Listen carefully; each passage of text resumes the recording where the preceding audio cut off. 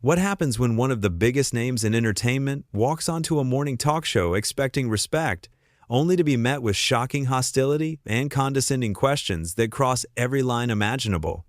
It only took 28 seconds for Lorraine Kelly to turn what should have been a friendly interview into the most uncomfortable television moment of the year, leading to an explosive confrontation that ended with Simon Cowell doing something nobody ever thought they would see.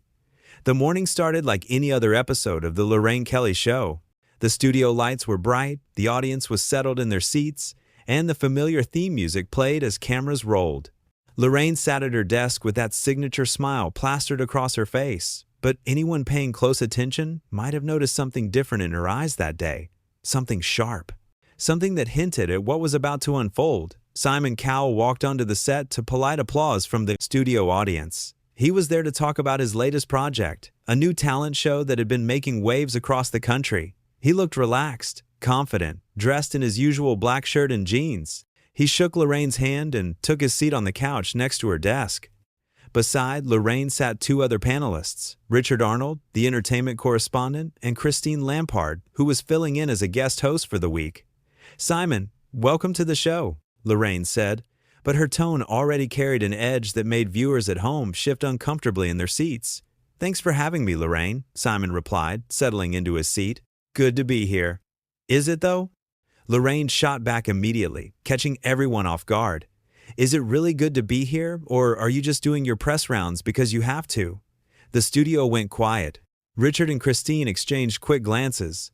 Simon's smile faded slightly, but he tried to laugh it off. "Well, I'm here because I wanted to talk about the show and—" Right, the show," Lorraine interrupted, waving her hand dismissively.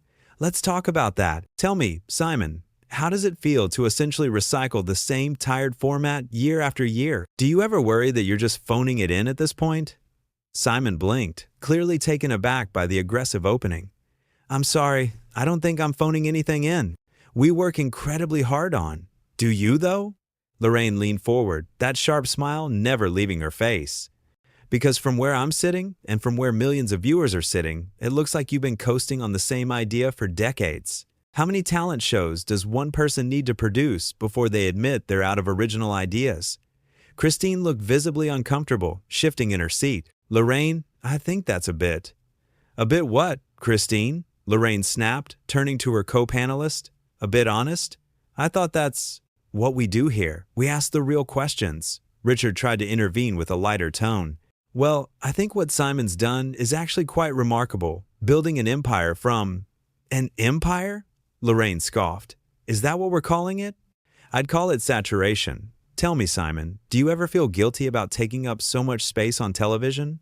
About pushing out fresh voices and new ideas because you've monopolized the entire genre?" Simon's jaw tightened. His hands gripped the arms of the couch.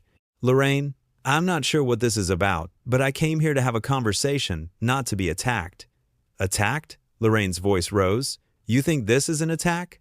This is me asking you the questions that everyone else is too afraid to ask. You walk around like you own television, like your opinion is the only one that matters. Do you know how exhausting that is for the rest of us? Lorraine, please." Christine tried again, her voice gentle. "Maybe we could." "Christine, I've got this." Lorraine cut her off again. "Simon, let's talk about your judging style. All those people who come on your shows, vulnerable, hopeful, putting their dreams out there, and you sit there with that smirk on your face and tear them apart. Does that make you feel powerful?" Simon took a deep breath, clearly trying to maintain his composure. "My job as a judge is to give honest feedback. These are competitions. People need to know where they stand." "Honest feedback?" Lorraine repeated mockingly. "Is that what you call telling someone they sound like a drowning cat? Or that they should give up their dreams? That's not honest feedback, Simon. That's cruelty dressed up as honesty." "I never tell anyone to give up their dreams," Simon said firmly. "I tell them the truth about where they are at that moment. There's a difference." "Is there, though?" Lorraine pressed. "Because I've watched your shows, Simon. We all have. And what I see is someone who enjoys humiliating people. Someone who gets a kick out of making others feel small." Richard cleared his throat nervously. "I think Simon's actually been quite supportive of many contestants over the years. He's launched some incredible careers." "Oh, has he?" Lorraine turned her attention back to Richard briefly. And how many has he crushed? How many people went home from his shows and never sang again because Simon Cowell told them they weren't good enough? That's not fair, Simon said, his voice rising now. This is completely unfair. You've brought me on this show under false pretenses. I thought we were going to have a professional conversation. Professional? Lorraine laughed bitterly. You want to talk about professional? Let's talk about how you've treated people in this industry. The stories I've heard, Simon. The way you speak to people behind the scenes. The demands. The ego. What are you talking about? Simon demanded. What stories? Oh, don't play innocent with me, Lorraine said, her voice dripping with contempt. Everyone knows what you're like. You think because you've had success, because you've made money, that gives you the right to treat people however you want. Christine put her hand up, trying desperately to redirect. Maybe we should take a quick break. We're not taking a break, Lorraine snapped. Not until Simon answers my questions. Tell me, Simon, do you ever lie awake at night and think about all the damage you've done? All the confidence you've destroyed? All the dreams you've crushed under your expensive shoes? Simon stood up abruptly. I'm not doing this. This is absurd. Sit down, Lorraine commanded. We're not finished. Yes, we are, Simon said firmly. I don't know what your problem is, Lorraine, but I'm not going to sit here and be insulted on national television. This isn't an interview. This is an ambush. An ambush? Lorraine stood up too, facing him across the desk. You want to know what an ambush is? An ambush is what you do to contestants every week on your shows. You sit there in your throne, passing judgment, playing God with people's lives. I give people opportunities, Simon said, his voice steady despite the clear anger in his eyes. I've changed lives. I've given people chances they never would have had otherwise. After crushing their spirits first, Lorraine shot back. After making them feel worthless. That's your strategy, isn't it? Break them down. Then maybe, if they're lucky, build them back up. What kind of twisted game is that? Richard stood up now too, moving between them slightly. Okay, I think we need to all just take a breath here. Stay out of this, Richard, Lorraine said without looking at him. Simon, answer the question. I don't owe you any answers, Simon said coldly. You've made it clear this isn't about getting answers. This is about you grandstanding, trying to make yourself look important by tearing me down. Excuse me? Lorraine's face flushed red. I don't need to tear you down to look important. I've built my career on treating people with respect, on having real conversations, on being genuine. Things you clearly know nothing about. You're right about one thing, Simon said, his voice dangerously quiet now. This isn't a real conversation.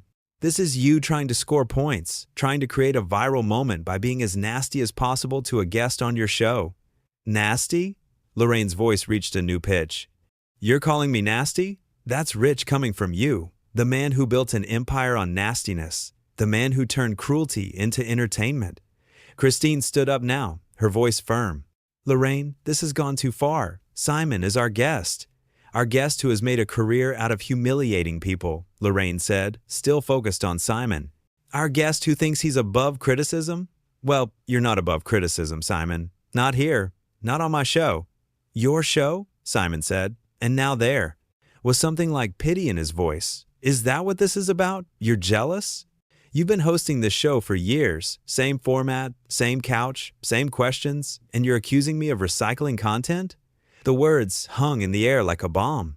Lorraine's face went from red to white. How dare you, she whispered. No, how dare you, Simon countered. You invite me here, supposedly to talk about my work, and instead you spend the entire time attacking me personally, making wild accusations, trying to humiliate me in front of your audience. And for what? Ratings? To make yourself feel better? Get out, Lorraine said, her voice shaking. Oh, I'm going, Simon said, already reaching for his microphone pack. Trust me, I'm going. You can't just walk out of an interview, Lorraine said, but her voice had lost its edge. She sounded almost desperate now. Watch me, Simon said, pulling off his microphone and placing it carefully on the couch. I've done thousands of interviews. Lorraine, good ones, tough ones, challenging ones. But I've never been disrespected like this. I've never had a host attack me so personally, so vindictively, for no reason. Richard moved toward Simon. Simon, maybe if we just... Richard, you seem like a decent guy, Simon said, not unkindly. But I'm not staying here another second. This isn't journalism. This isn't even entertainment. This is just mean-spirited.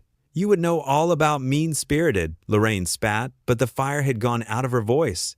Simon turned to look at her one last time. You know what's really sad, Lorraine? You had a chance to have a real conversation today, to ask interesting questions, to actually engage with what I do and why I do it. But instead, you chose this. You chose to try to tear me down. And I genuinely don't understand why. Because someone needed to say it, Lorraine said, but she wouldn't meet his eyes now. Someone needed to hold you accountable. Accountable for what? Simon asked, and he sounded genuinely confused. For having an opinion? For being honest with performers? For building shows that millions of people choose to watch? None of that requires your approval, Lorraine, and none of that justifies how you've behaved today, Christine spoke up quietly. Simon's right, Lorraine. This wasn't okay, Lorraine whirled on Christine. Don't you start. No, I'm going to start, Christine said, her voice stronger now. I've been sitting here watching you attack this man for no reason, and it's been uncomfortable and unprofessional. We're supposed to be better than this. Thank you, Christine, Simon said. I appreciate that. He turned back to Lorraine. I hope whatever is going on with you, whatever made you think this was okay, I hope you figure it out. But I'm done here. Fine, leave, Lorraine said, trying to reclaim some authority. Walk out. Show everyone what a diva you really are. Simon actually laughed at that, but it was a clue to him. Sad sound. A diva? I'm leaving because I'm being mistreated. That's not being a diva, Lorraine. That's called having self-respect. Maybe you should try it sometime. The audience gasped. Even Richard looked shocked at that one. That's enough, Lorraine said, but her voice cracked. Security. You're going to call security on me? Simon said, shaking his head. For what? For defending myself? For refusing to be your punching bag? For disrupting my show, Lorraine said weakly. I'm not disrupting anything, Simon said. I'm simply leaving. You're the one who disrupted this, Lorraine. You disrupted it the moment you decided to ambush me instead of interviewing me. He started walking toward the exit. The cameras followed him. The audience sat in stunned silence. Don't you walk away from me? Lorraine called after him, and now there was genuine panic in her voice. Simon, get back here. He paused at the edge of the set and turned back one more time. Goodbye, Lorraine. I hope your ratings are worth it. My ratings are just fine, Lorraine said, but her voice was hollow. I'm sure they are, Simon said softly, but at what cost? Richard tried one more time. Simon, please, can we just talk about this? Richard, there's nothing to talk about, Simon said. Your host made it very clear what she thinks of me. She's entitled to her opinion. But she's not entitled to berate me on television. I was not berating you, Lorraine insisted, but even she didn't sound convinced anymore. Then what would you call it? Simon asked simply. Lorraine opened her mouth, but no words came out. Christine looked at the floor. Richard rubbed his face. That's what I thought, Simon said. Look, I'm not angry. I'm just disappointed. This could have been something good. Instead, it's just sad. Get out then, Lorraine said, but the words had no power behind them. Just go. I am, Simon said. But before I do, I want to say something to everyone watching at home. Don't let anyone treat you the way I was treated today. Not your boss, not your friends, not anyone. You deserve respect.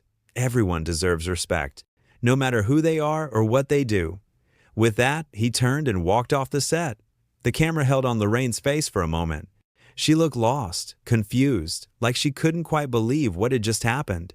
The carefully constructed facade she'd worn at the beginning of the show had completely crumbled. Well, Richard said awkwardly, trying to fill the silence. That was unexpected. Shut up, Richard, Lorraine muttered. Christine stood up. I think I need some air. You're not going anywhere, Lorraine said, but Christine was already walking off the set too. Christine, get back here.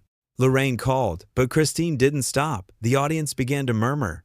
Lorraine looked at them, at the cameras, at Richard, who was still standing there looking completely out of his depth. We're going to take a break, Lorraine announced, but her voice was shaking. We'll be right back. But everyone watching knew they wouldn't be back. Not really. Something had broken on that set, something that couldn't be fixed with a commercial break and a fresh cup of tea. Richard slowly sat back down, staring at the empty chair where Simon had been sitting just minutes before. Lorraine, what just happened? I don't want to talk about it, Lorraine said. You just eviscerated one of the biggest names in television on live television, Richard said, and for the first time there was something like anger in his voice. We have to talk about it. I said what needed to be said, Lorraine insisted, but she wouldn't look at him. Did you, though? Richard asked. Because from where I was sitting, it looked like you just wanted to hurt him, like you had some kind of axe to grind. He deserved it, Lorraine said, but the words sounded empty even to her. Maybe, Richard said. Maybe he's not perfect. Maybe he has made mistakes. But that doesn't mean you get to attack him like that. That's not what we do here. That's not who we are. Who we are, Lorraine laughed bitterly. Richard, you don't know anything about who I am. Maybe not, Richard admitted, but I know this wasn't right, and I think you know it too. Lorraine didn't respond. She just sat there, staring at her desk, at her notes, at the mug of tea that had gone cold during the confrontation. From backstage, they could hear Simon's voice, talking to someone, probably his manager or publicist. The words weren't clear, but the tone was calm, measured. He wasn't ranting or raving, he was just explaining what had happened. That somehow made it worse. He handled that really well, Richard said quietly. Considering. Considering what? Lorraine snapped. Considering you attacked him for no reason, Richard said bluntly.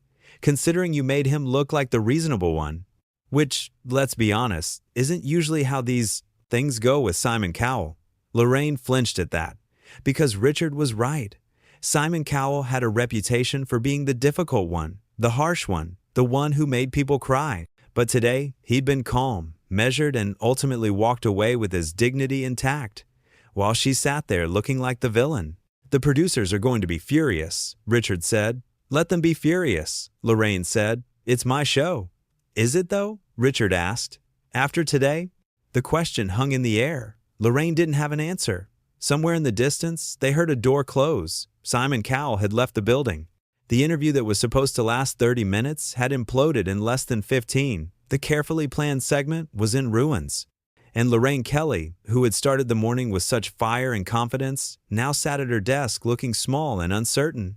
We should get back out there, Richard said finally. The cameras are still rolling. I know, Lorraine said.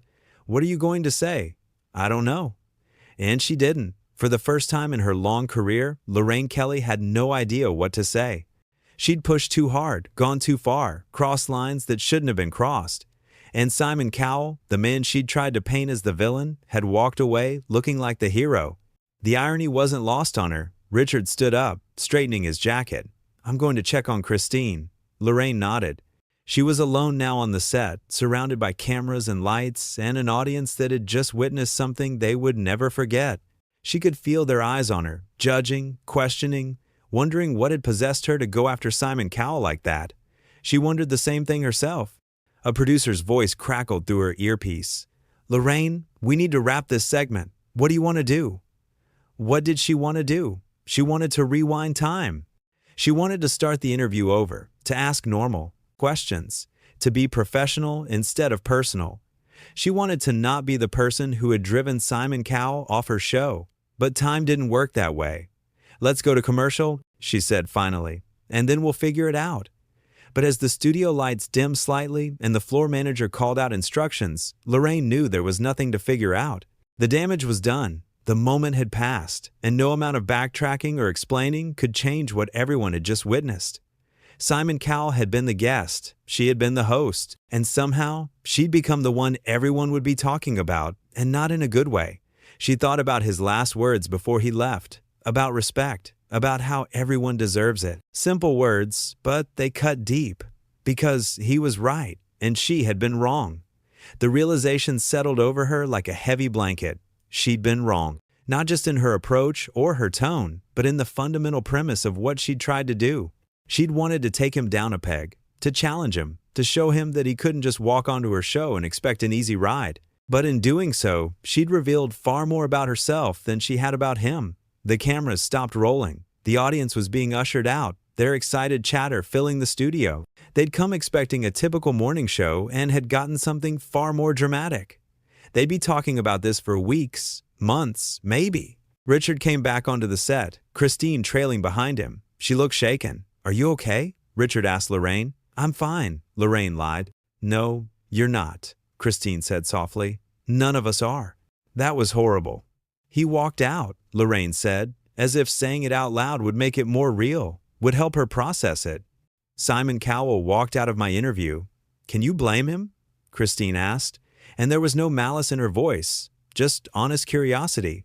Lorraine couldn't answer, because no, she couldn't blame him. If someone had spoken to her the way she'd spoken to him, she would have walked out too, probably much sooner. "What am I going to do?" Lorraine asked, and for the first time, she sounded vulnerable.